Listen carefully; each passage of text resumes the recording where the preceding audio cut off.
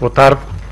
O Conselho de Ministros aprovou hoje dois importantes diplomas na área da educação. Um sobre o regime de seleção e recrutamento do pessoal docente dos estabelecimentos públicos de educação pré-escolar e dos ensinos básico e secundário, e outro no âmbito do regime jurídico das escolas profissionais públicas e privadas. O Sr. Ministro da Educação e Ciência, bem como o Sr. Secretário de Estado do Ensino e da Administração Escolar e o Sr. Secretário de Estado do Ensino Básico e Secundário aqui juntos connosco, farão de seguida a apresentação destas duas medidas hoje adotadas pelo Conselho de Ministros. O Conselho de Ministros aprovou também a revisão do regime jurídico das federações desportivas e as condições de atribuição do Estatuto de Utilidade Pública Desportiva. Trata-se de uma revisão na sequência de um trabalho elaborado por um grupo de trabalho ao longo do ano de 2013, que visa não propriamente fazer uma reformulação total do regime jurídico das federações desportivas, mas antes de corrigir uma série de situações que no curso dos 6 anos que o atual regime leva de vigor, foram detectadas como questões a melhorar, a introduzir melhoramentos nos próprios textos. O Conselho de Ministros aprovou também hoje o regime de indisponibilidade, fixando essa indisponibilidade em 90 dias, que ficam sujeitas às ações a adquirir por trabalhadores na oferta pública de venda no âmbito da segunda fase da operação de reprivatização da REN.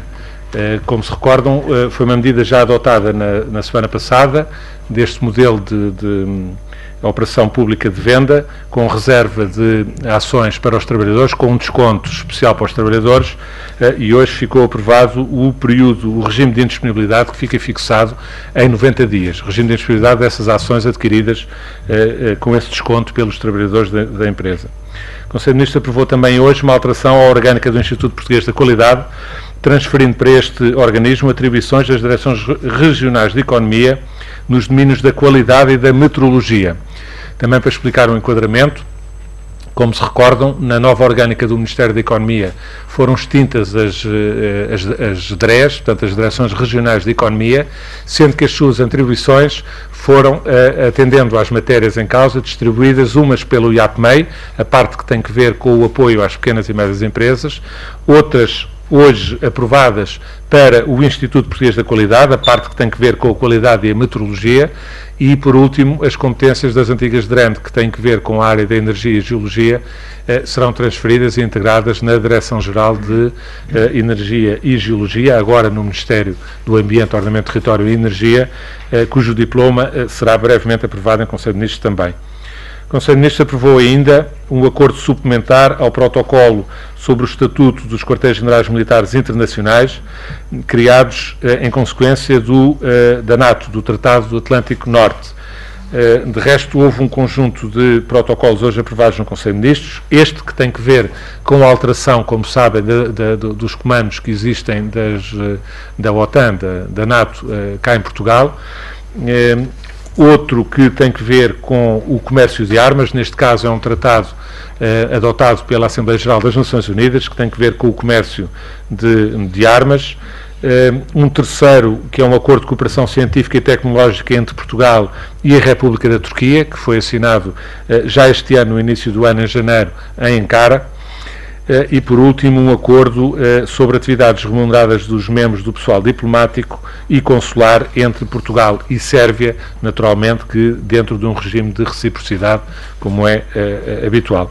Por último, referir-vos que foi aprovado também hoje no Conselho de Ministros a nomeação do Conselho de Administração do AICEP, da Agência para o Investimento e Comércio Externo de Portugal, tendo sido nomeados, após parecer favorável da CRESAP, para presidente o Dr. Miguel Frasquilho, também ainda o Dr. Castro Henriques, o Dr. Pedro Ortigão Correia, e reconduzidos na administração, portanto transitam da anterior administração, cujo mandato cessou já o mês passado, o Dr. Vital Morgado e o embaixador Pessoa e Costa. Eu peço ao Sr. Ministro da Educação, então, para fazer a apresentação das medidas hoje aprovadas no Conselho de Ministros referentes à educação. Muito obrigado, bom dia. As duas medidas que hoje foram aprovadas pelo Conselho de Ministros sobre Educação são medidas de uma grande importância. A primeira refere-se, como o Sr. Ministro afirmou, já a uma alteração nas regras de contratação de professores que resolve um problema velho de décadas.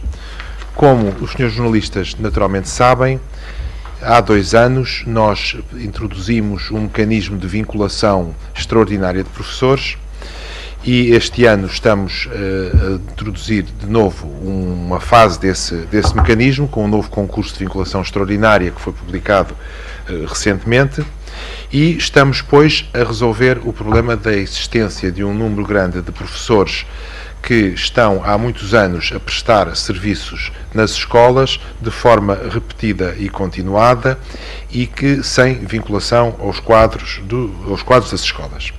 Nós podemos começar a resolver este problema porque houve um ajustamento muito claro das necessidades das escolas e é possível hoje ter uma ideia muito clara do que é que são necessidades de médio e longo prazo e do que é que são necessidades conjunturais. Haverá sempre professores do quadro e professores que são contratados para suprir necessidades eventuais do sistema.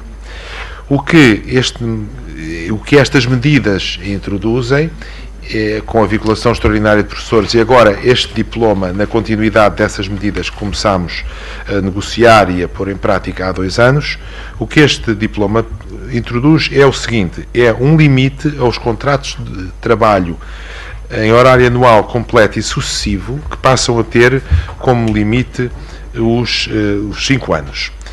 E o que acontece é que, a partir desse limite, os professores que sejam contratados de novo passam semi-automaticamente a integrar os quadros das escolas.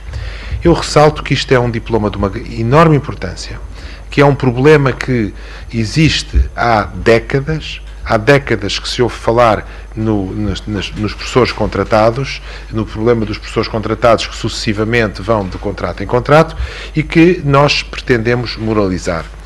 E, ao fazê-lo, estamos a resolver um problema, de facto, que se arrasta há muito tempo. Portanto, é uma novidade para os professores, uma boa novidade para os professores e uma boa novidade que pode ser dada porque nós temos em conta o que são necessidades reais do sistema e, por outro lado, as necessidades de estabilidade dos quadros. Há outros aspectos neste diploma, que é um diploma complexo, nomeadamente, eu ressalto um mecanismo de celeridade da contratação de escola para evitar alguns casos pontuais que este ano se registaram de alguns atrasos na colocação de escola. E outros aspectos concretos que o Sr. Secretário de Estado depois poderá falar, mas o que é essencial aqui é uma distinção muito clara entre o que são necessidades permanentes do sistema e aquilo que são necessidades transitórias, fazendo com que exista um limite a esta renovação sucessiva de contratos. O segundo diploma que foi aprovado é igualmente um diploma de grande importância. Este diploma vai atualizar o quadro normativo das escolas profissionais privadas, que estava em vigor desde 1998, adequando-o à realidade atual e garantindo uma harmonia com o sistema em consonância com a entrada em vigor do novo Estatuto do Ensino Particular e Cooperativo. Mas não só isso. Este novo diploma regulamenta todo o sistema das escolas profissionais, sejam públicas, sejam privadas, e introduz uma nova categoria de escolas, que são as escolas profissionais de referência empresarial. Como se sabe, o Governo tem estado empenhado, desde o início, em desenvolver o chamado ensino dual, ou seja, um ensino que é uma vertente do ensino profissional, que é de dupla certificação, tanto dá uma certificação escolar como uma qualificação profissional, e que é feito em 2 ambientes paralelos, o ambiente da escola e o ambiente empresarial. O ensino profissional, seja na vertente profissional, seja na vertente vocacional, que nós também desenvolvemos, é extraordinariamente importante para os nossos jovens, porque dá-lhes uma oportunidade de terminarem a escolaridade obrigatória com uma profissão e com a possibilidade de exercer uma profissão. Portanto, é uma escolha, é uma oportunidade aos nossos jovens que é fundamental dar. Com este diploma e com esta figura das entidades empresariais, das escolas profissionais de referência empresarial, o que estamos a dar é um passo novo.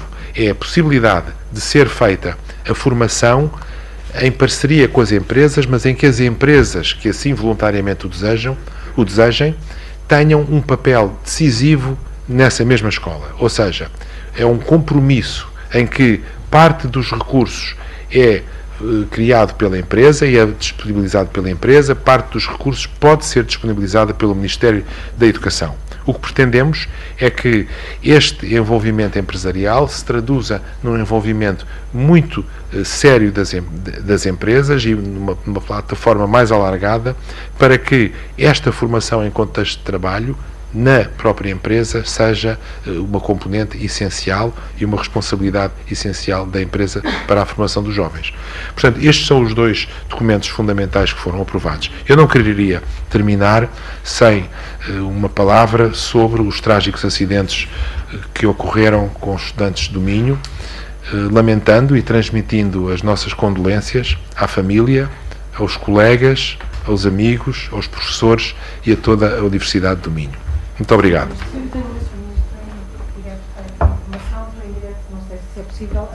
Sr. Ministro, queria perguntar se nesse âmbito se o Ministério vai tomar alguma diligência neste caso dos 3 jovens que morreram em Braga. Queria também perguntar este novo concurso que referiu-se, quantos professores é que pode abranger? E quando diz que passados 5 anos semi-automaticamente passam aos quadros, queria perceber esta expressão. Para o Sr. Ministro Marques Guedes, queria-lhe colocar 2 questões. A primeira é se pode concretizar mais o que é esta entidade independente da avaliação que vai ser feita daqui a 6 meses. Foi anunciada ontem aos parceiros sociais, na concertação social, esta avaliação independente feita daqui a 6 meses por técnicos da Troika que não estão no âmbito da avaliação.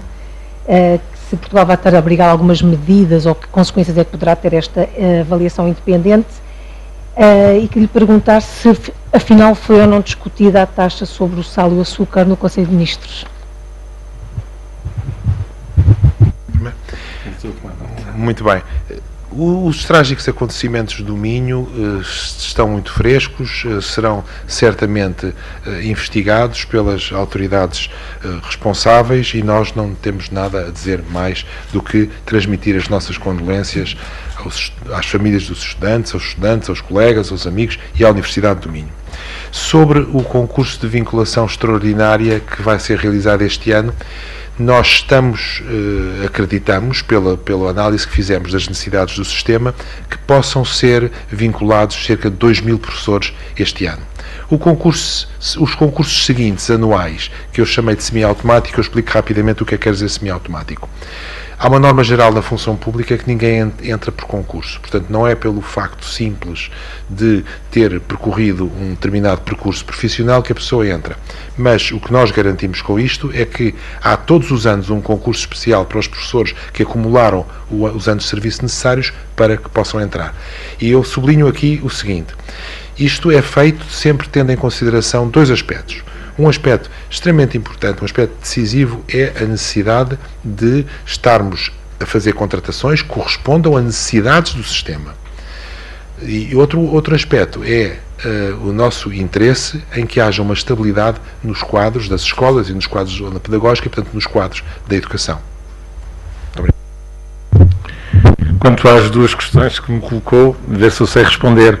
Em primeiro lugar, a questão como calculo, eu não estive na reunião da Troika com os parceiros sociais, portanto, não sei exatamente o que é que lá se passou, nem vi alguns relatos que vieram na comunicação social.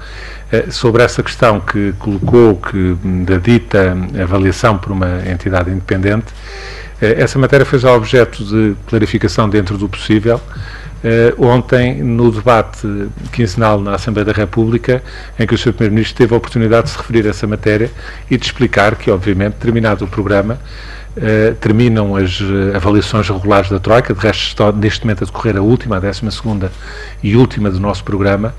Elas terminam, portanto, a partir do final do programa, o que não quer dizer que, de acordo com os compromissos internacionais, nomeadamente da União Europeia, mas também os compromissos para com os credores internacionais, como por exemplo o FMI, não pressuponham que, pelo menos até ao pagamento dos empréstimos de que, entretanto, a República Portuguesa beneficiou, não haja um acompanhamento por parte dos credores. Mas isso não tem nada a ver com exames regulares ou com aquilo que é a experiência e a realidade do Programa de Assistência Económica e Financeira e das 12 avaliações, em que a última está neste momento a decorrer, é que Portugal ficou submetido durante a vigência do programa.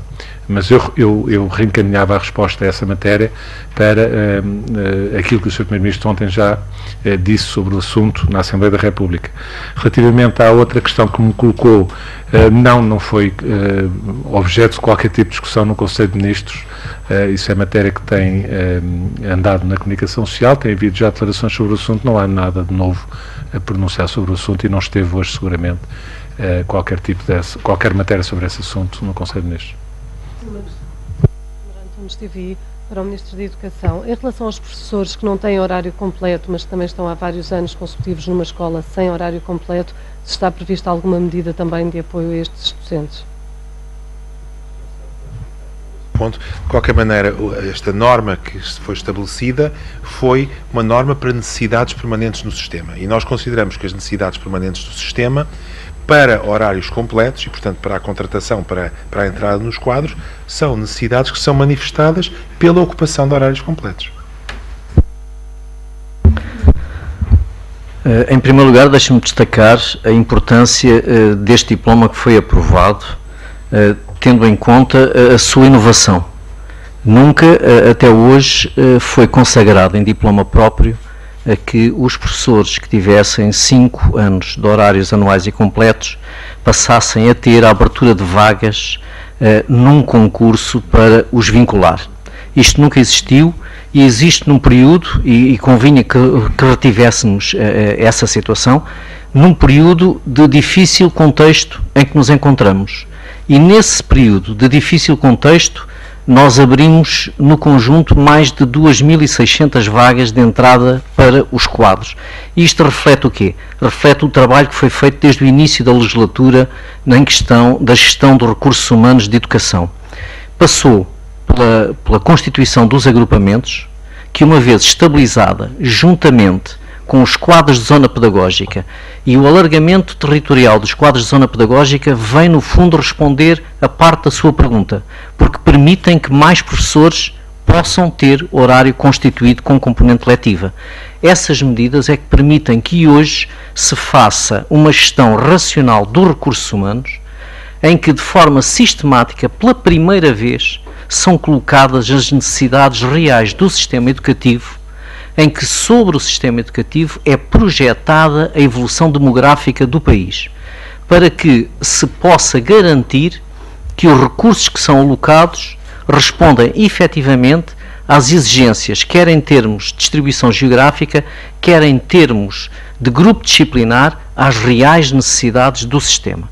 É efetivamente um diploma inovador. E eu recordar-vos também que é uma alteração a um diploma que, quando foi aprovado em 2012, foi considerado pelos parceiros negociais o mais inovador dos concursos, dos diplomas que regulam os concursos e a gestão dos recursos humanos.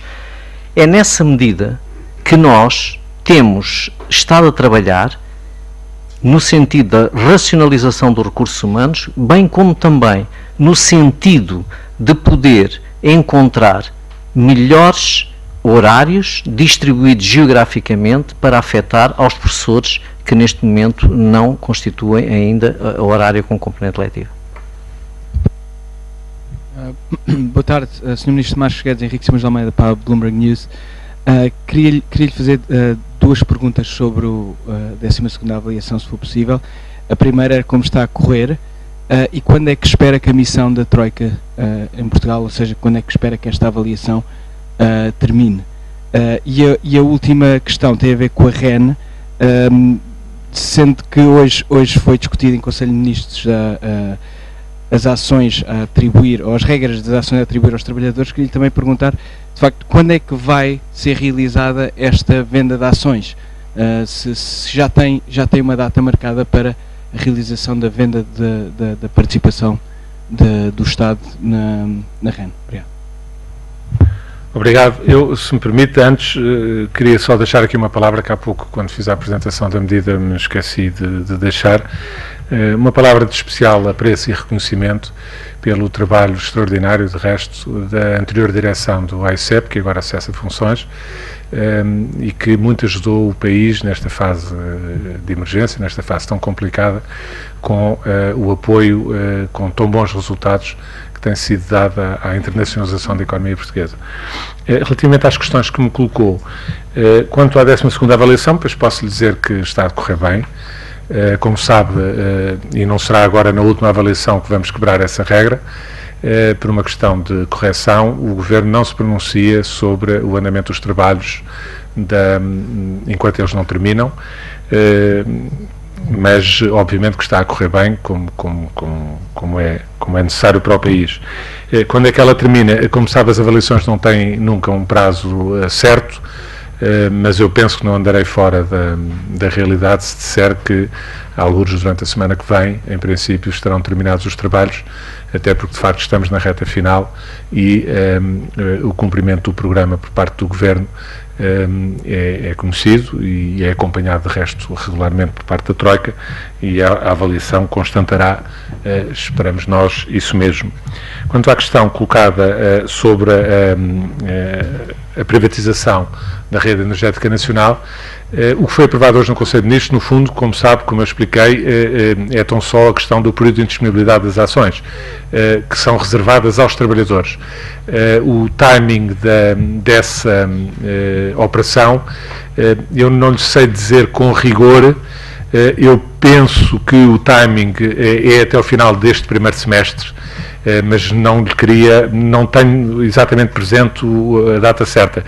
Sendo certo que o diploma hoje aprovado, que é um diploma muito simples, que estabelece em 90 dias o período de indisponibilidade das ações oferecidas com desconto aos trabalhadores da empresa, então precisa de ser publicado este diploma e depois a operação será desencadeada nos moldes habituais. Mas eu pedia-lhe que, para uma informação mais exata, eventualmente contactasse o Ministério das Finanças, porque o Ministério das Finanças, nomeadamente a Secretaria de Estado do Tesouro, é que está a gerir este processo. Boa tarde. Paula Varela, da Renascença. Queria perguntar ao Sr. Ministro Marcos Guedes se haverá e quando um Conselho de Ministros extraordinário para fechar o documento de estratégia orçamental, uma vez que o próximo Conselho de Ministros seria supostamente quinta-feira, dia 1, e se também até lá, até dia 30, ficará fechado o guião da reforma do Estado aprovado em Conselho de Ministros. Obrigada. O Conselho de Ministros terá lugar na segunda-feira.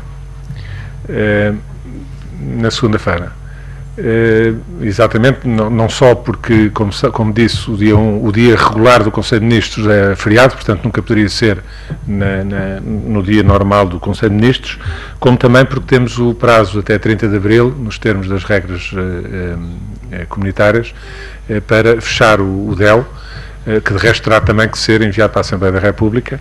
Haverá Conselho de Ministros na segunda-feira. Quanto à questão do guião da reforma do Estado, haverá na segunda-feira, mas na prática será o Conselho de Ministros ordinário da próxima semana, digamos assim. É antecipado por estas razões objetivas. Quanto à questão do guião da reforma do Estado, não lhe querendo antecipar, eu não sei se ficará fechado no próximo Conselho de Ministros, mas é um assunto que também será objeto de alguma análise, mas não sei se ficará concluída essa questão.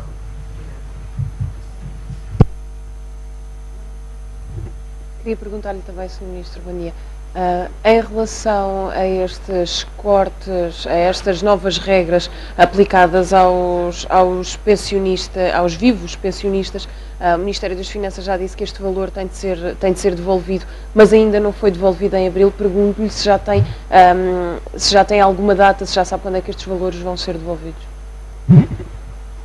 Eu não sei se entendi exatamente a questão que me está a colocar. Não sei se me está a falar da questão da alteração duradoura das regras da Segurança Social ou se está a falar de outro assunto. Não. Das notícias que vieram hoje a público, estas novas regras sobre as pensões, os viúvos pensionistas que já deviam ter recebido aquele valor, de acordo com as novas regras, acima dos 2.000 euros, têm de receber algum valor, este dinheiro devolvido que depois foi retirado pelas antigas regras e que agora têm de o ver. Agradeço-lhe a precisão, já percebi então. Confesso-lhe, em primeiro lugar, não vi as notícias do dia de hoje. O Conselho de Ministros começa cedo e, portanto, ainda não tive a oportunidade de ver a comunicação social, acabou há pouco. E não faço ideia, portanto, se o que está a falar, se é uma notícia que tenha adesão a qualquer medida ou qualquer procedimento por parte do Ministério da Segurança Social. Eu pedi-lhe que essa questão pudesse ser colocada ao Ministério da Segurança Social. Não foi objeto de matéria que estivesse hoje na mesa do Conselho, isso posso lhe garantir.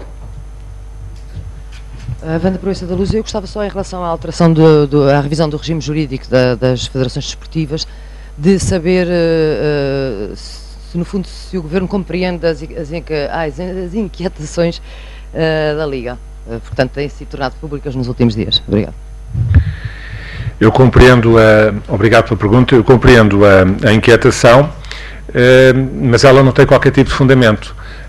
Tudo aquilo que tem vindo a ser colocado relativo a dúvidas sobre retirada de competências à Liga, de inconstitucionalidades, penso até que já se falou em inconstitucionalidades relativo à admissão dos órgãos da Liga, nada disso consta do diploma hoje aprovado em Conselho de Ministros, com toda a franqueza, e portanto penso que há aí, independentemente das polémicas que dizem parte, fazem parte do contexto atual das relações no futebol português e sobre as quais obviamente não me pronuncio, relativamente ao diploma legal hoje aprovado em Conselho de Ministros, não só o diploma não apontará para nenhuma demissão dos órgãos sociais da Liga, demissão dos órgãos sociais da Liga, como também não apontará para nenhuma retirada de competências, penso que é isso que tem vindo a ser colocado no espaço mediático, de alguma retirada de competências da Liga Profissional de Futebol em relação à Federação Portuguesa de Futebol. Aquilo que, a única coisa que está no projeto de diploma hoje aprovado no Conselho de Ministros e que resulta de resto de uma matéria que já tinha sido sinalizada pelo Grupo de Trabalho, é a necessidade de se encontrar uma maneira de, nos casos em que haja incumprimento reiterado por parte de uma liga que não é necessariamente ou exclusivamente na área do futebol. Neste momento, como sabem, só existem ligas profissionais na área do futebol, mas a liga profissional é um conceito que existe no regime jurídico das federações desportivas relativamente a todas as federações onde existam competições profissionais. De resto, historicamente, cá em Portugal, isto já aconteceu também no handball e, salvo erro, no basquetebol também. Neste momento só existe no futebol, mas é um conceito genérico. A única coisa que está neste diploma legal é um mecanismo que prevê, no caso em que haja um incumprimento reiterado das obrigações que estão expressas na lei relativas às competições desportivas, nomeadamente posso lhe dar exemplos de cumprimento da regulamentação contra o doping, cumprimento da regulamentação contra a violência, a xenofobia e o racismo no desporto, cumprimento das obrigações fiscais e com a segurança social por parte das entidades desportivas. Sempre que haja um incumprimento reiterado e depois de notificado, poderá haver a delegação de competências que atualmente está prevista na lei, que é conferida pelas federações profissionais às ligas, no caso em que existam ligas. Essa delegação de competências é evocada de novo para a federação até que o problema seja sanado. E, portanto, é apenas este mecanismo, que, como vê, é uma coisa completamente diferente daquilo que tem vindo a ser colocado no espaço mediático por algumas vozes, e isso parece-me que é totalmente pacífico e trata-se apenas, pura e simplesmente, de fazer vingar e cumprir aquilo que são as obrigações legais que quer as federações desportivas, quer as ligas, quando elas existam, têm naturalmente que cumprir de acordo com a lei. Tudo o resto, do meu ponto de vista, digamos, são inquietações, para utilizar o termo que utilizou, sem fundamento e que não, como se verá pelo diploma hoje aprovado em Conselho de Ministros, não tem qualquer razão de ser. Boa tarde, Inês de Lima, da Agência Lusa. Eu queria voltar ao tema da possibilidade de taxar produtos considerados nocivos para a saúde. O Sr. Ministro referiu que não foi abordado nesta reunião do Conselho de Ministros. Eu penso que a questão da minha colega era se tinha sido ou não abordado anteriormente em Conselho de Ministros, uma vez que houve membros do Governo a referir que não foi abordado. Se foi falado em Conselho de Ministros anteriormente, em que termos é que foi, e se está ou não está fora de questão a aplicação de novas taxas. Tenho que fazer o historial, obriga-me ao historial do que é que foi falado ou não foi falado em Conselho de Ministros. Eu tenho aqui ao meu lado um outro Sr. Ministro que também está presente nas reuniões. Aquilo que foi falado e que de resto foi referido já pelo Governo é a possibilidade, relativamente a medidas que possam vir a ser tomadas para o futuro, de haver alguma revisão da matéria relativa a taxas, nomeadamente sobre o álcool, sobre o tabaco. A questão das medidas dos alimentos com demasiado sal ou coisa que o valha, não é matéria que tenha sido objeto de discussão, como de resto, devo-lhe dizer, a própria questão do álcool e do tabaco é matéria que ainda não foi verdadeiramente discutida. É uma hipótese que está sobre a mesa, mas não foi objeto ainda de qualquer tipo de discussão. E, portanto, nesta como em muitas outras matérias, às vezes tenta-se criar alguma especulação à volta de matérias que pura e simplesmente são faladas ou equacionadas, mas que não são objeto, não estão neste momento objeto de qualquer tipo de proposta em cima da mesa e muito menos de um debate, porque esse debate só pode existir em volta de uma proposta concreta que surja. Ora, isso ainda não aconteceu, nem era o tempo adequado para isso acontecer no Conselho de Ministros. E, portanto, espero poder ter respondido à questão que me colocou. Acho que essas matérias têm o seu tempo próprio e no seu tempo próprio, quando houver propostas concretas, se elas vierem a existir, serão então sim objeto de debate no próprio Conselho de Ministros e depois haverá uma decisão ou favorável ou desfavorável a qualquer proposta que seja colocada. Sr. Ministro Marcos Guedes, peço desculpa, só para esclarecer, para a semana há um Conselho de Ministros na segunda-feira, foi o que disse? Segunda-feira, à hora habitual, às 8h30 da manhã.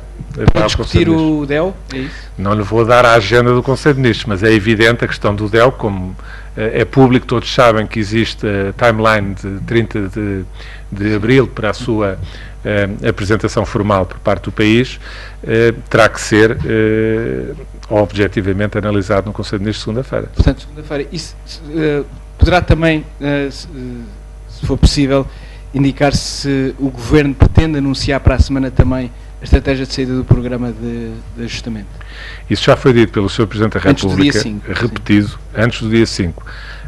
Hoje é antes do dia 5, amanhã também é antes do dia 5, segunda-feira também é antes do dia 5, mas até o dia 5 ainda há muitos dias antes do dia 5. Não lhe sei dizer com toda a franqueza, essa é uma decisão que a seu tempo o Sr. Primeiro-Ministro colocará no Conselho de Ministros, isso ainda não aconteceu e quando isso acontecer o Conselho de Ministros tomará uma decisão e isso naturalmente, como também já foi dito pelo Sr. Primeiro-Ministro, será objeto imediato de divulgação ao país, antes ainda de ser objeto de comunicação em termos internacionais. Passa sempre pelo Conselho de Ministros, seguramente. Como? Não há antes do dia 5, porque segunda-feira é dia 28, até o dia 5 ainda há mais 7 dias, pelo menos, que este mês tem 30. Poderá haver 7 outros Conselhos de Ministros extraordinários. A ver? Não vale a pena especular sobre essa matéria. Os prazos são o que são e o Conselho de Ministros, como o Governo, funciona 24 horas por dia, 7 dias por semana, 365 dias por ano. Sempre que haja necessidade do Conselho de Ministros reunir para tomar decisões, penso que este Governo já deu mostras disso, acontece, inclusive a fins de semana, noites, às vezes longas, e portanto isso acontece sempre. Acho que não deve haver qualquer tipo de especulação sobre essa matéria. O Sr. Primeiro-Ministro já disse que até o dia 5 será comunicada a posição do Governo português, quer internamente, quer externamente. E isso será objeto de uma análise e de uma decisão dentro do próprio Conselho de Ministros. Quando é que esse Conselho de Ministros ocorrerá? Ocorrerá antes do dia 5. Queria também concretizar aqui duas situações. A questão é... Ou antes do dia 5, queria só concretizar, este jogo de palavras, eu realmente referia-me ao anterior Conselho de Ministros, onde a Ministra das Finanças admitiu que tinha sido discutida esta taxa.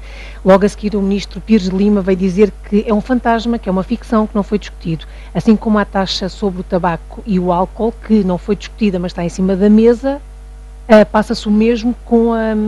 Eu posso esclarecer, porque a maneira como está colocada, a maneira como se colocam as questões é que às vezes depois criam a dita confusão.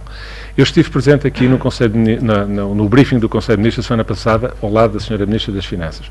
O que a Sra. Ministra das Finanças disse não foi que o assunto tinha sido discutido em Conselho, foi que o assunto era uma das hipóteses possíveis de trabalho, digamos, de solução. Coisa diferente de dizer-se que o assunto tinha sido discutido, que obviamente, como eu acabei de lhe referir, não foi. Não foi? Não. Peço-lhe desculpa, quer dizer, é essa a questão, quer dizer, é que cria-se depois a ideia de que foi afirmado que o assunto tinha sido discutido no Conselho de Ministros, e parece que o Conselho de Ministros tomou uma decisão qualquer e que está a esconder essa decisão. Por isso, simplesmente, não foi isso que a Sra. Ministra disse e não foi isso que se passou. E, portanto, que fique claro, não foi discutido o assunto, como a Sra. Ministra disse aqui na semana passada, a Sra. Ministra das Finanças, aqui no briefing. Essa é uma das hipóteses de trabalho, a hipótese que foi ventilada no Conselho de Ministros diretamente, a questão do álcool, a questão do tabaco. Há outras questões que podem vir a ser ventiladas, mas serão a seu tempo, não foram objeto de qualquer discussão ainda no Conselho de Ministros, nem sequer no Conselho de Ministros da semana passada, quando se veio aqui depois anunciar as medidas. Foi no briefing aqui no Conselho de Ministros que a Sra. Ministra, várias questões, agora não sei dizer de memória exatamente qual foi a questão e qual foi o órgão de comunicação social que colocou a questão, mas colocaram variedíssimas questões. A Sra. Ministra falou longamente sobre o assunto e aflorou também essa hipótese. Coisa diferente é dizer que o assunto tenha sido discutido em Conselho de Ministros, não é verdade.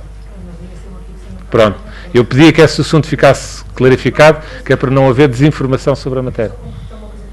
Pergunto ao início, que foi a questão, veio uma data hoje, 2038, duas avaliações até 2038 por parte dos credores e da possibilidade da Comissão aplicar sanções a Portugal. Esta data é plausível? Duas vezes por ano até 2038.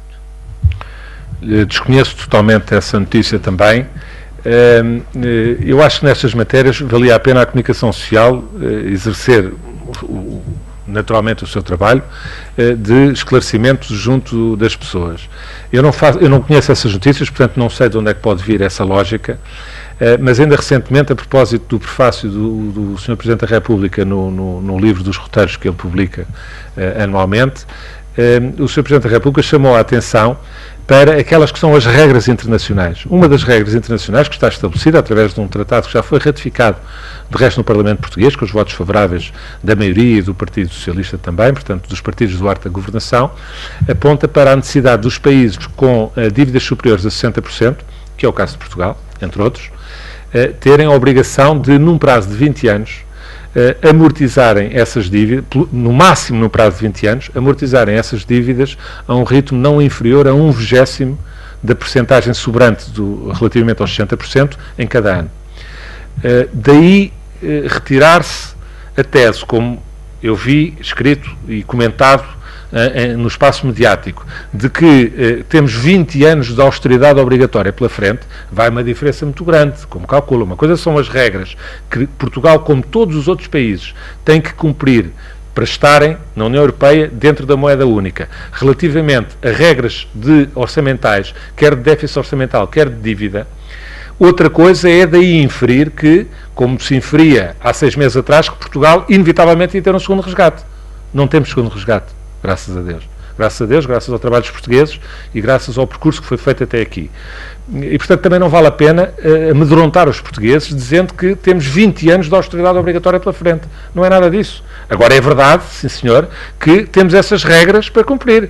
Até pode ser que as coisas corram bastante melhor do que aquilo que possa ser a previsão mais negativa e que Portugal não precise dos 20 anos, Portugal como outros países, e consiga reequilibrar as suas contas dentro dos níveis e dos plafons que estão determinados pelas regras dos tratados europeus, antes disso. E, portanto, muitas vezes essas coisas são atiradas como verdades, quase como verdades absolutas para o espaço mediático, confundindo e, o que é pior, metendo medo às pessoas, criando cenários maus e que amedrontam as pessoas, principalmente as pessoas que têm menos condições, têm mais vulnerabilidade, têm menos condições e, portanto, que ficam mais sensíveis a esses cenários tremendistas que são atirados.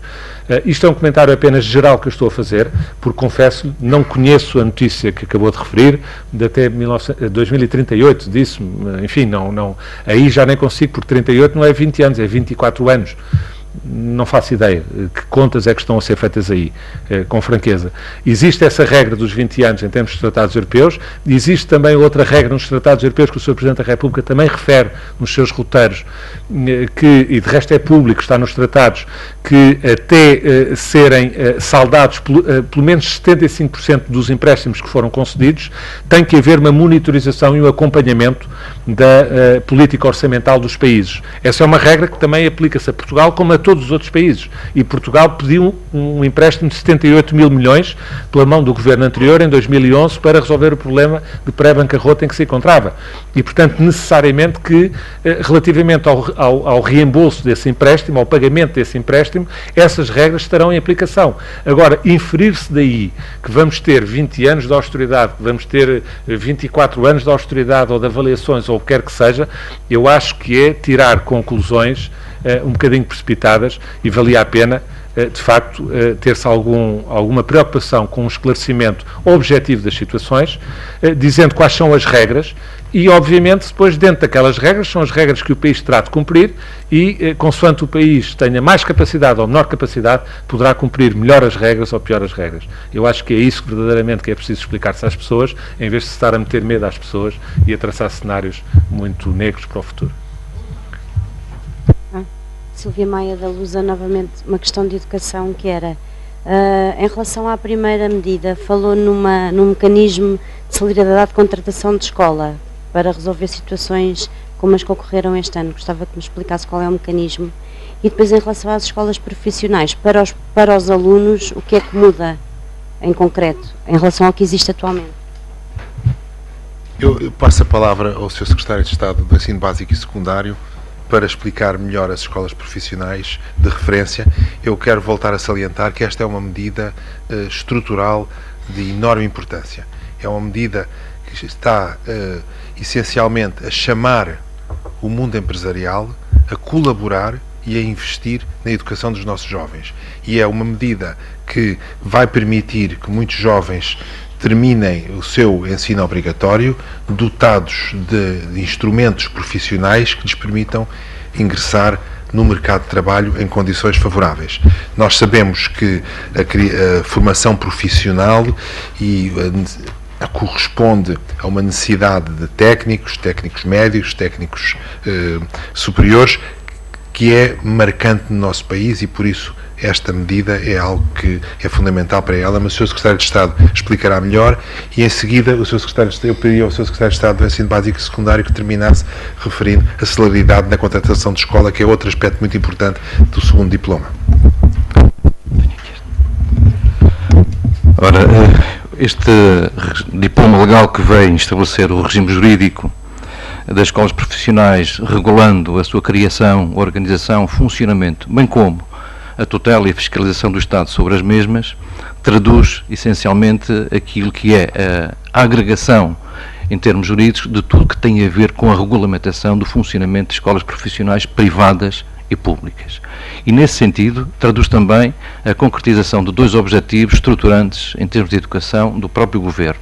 Um, que é o reforço, ou a aposta no reforço da qualidade do ensino profissional.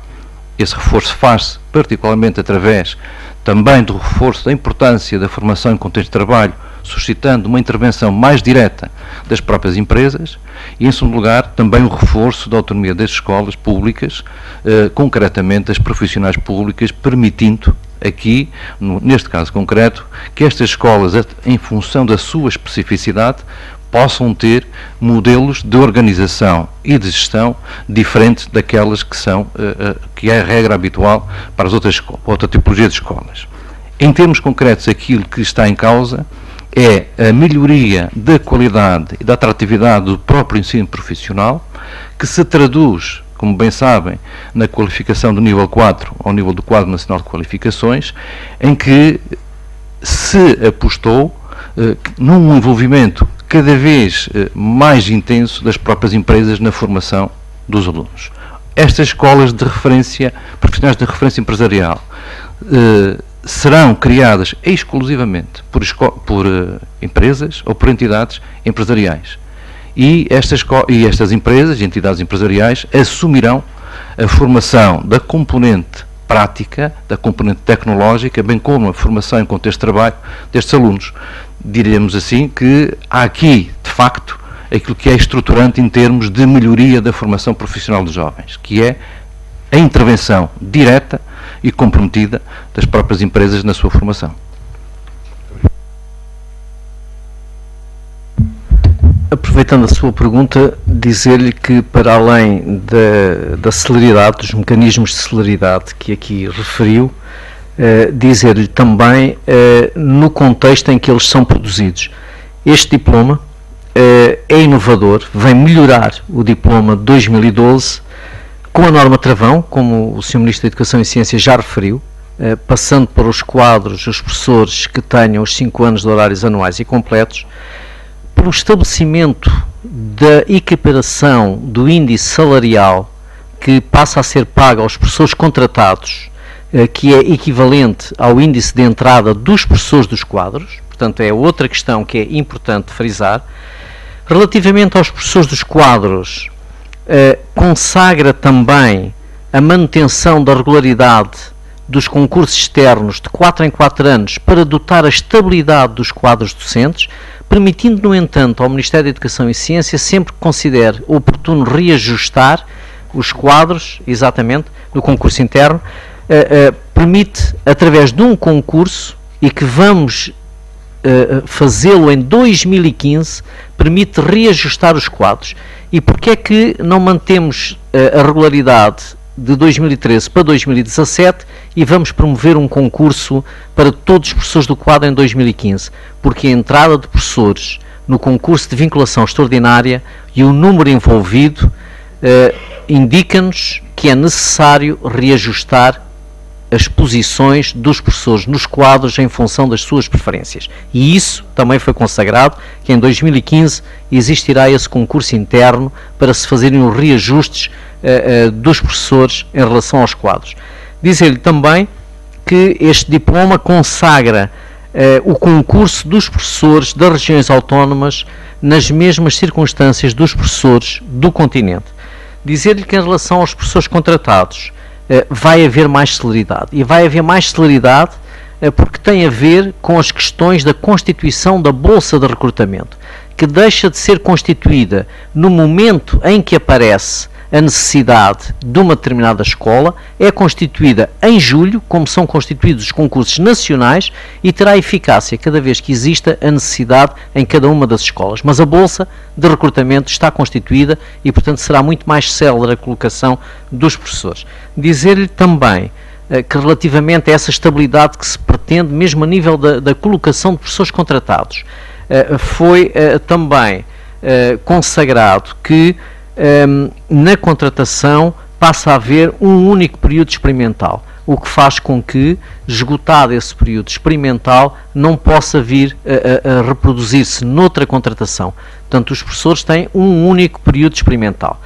Dizer-lhe, para concluir, sobre as inovações deste diploma, que este diploma faz a gestão dos recursos humanos relativamente aos grupos disciplinares sobre os quais abrimos o concurso de vinculação extraordinária, mas este Governo está também a ter uma atenção especial que não tem também paralelo sobre a abertura de vagas no ensino artístico especializado. Estamos neste momento a negociar esse diploma e faz com que a entrada de professores para esse tipo de ensino seja muito superior àquele que jamais foi colocado em concurso, o que denota bem a preocupação que este Governo tem com o ensino artístico.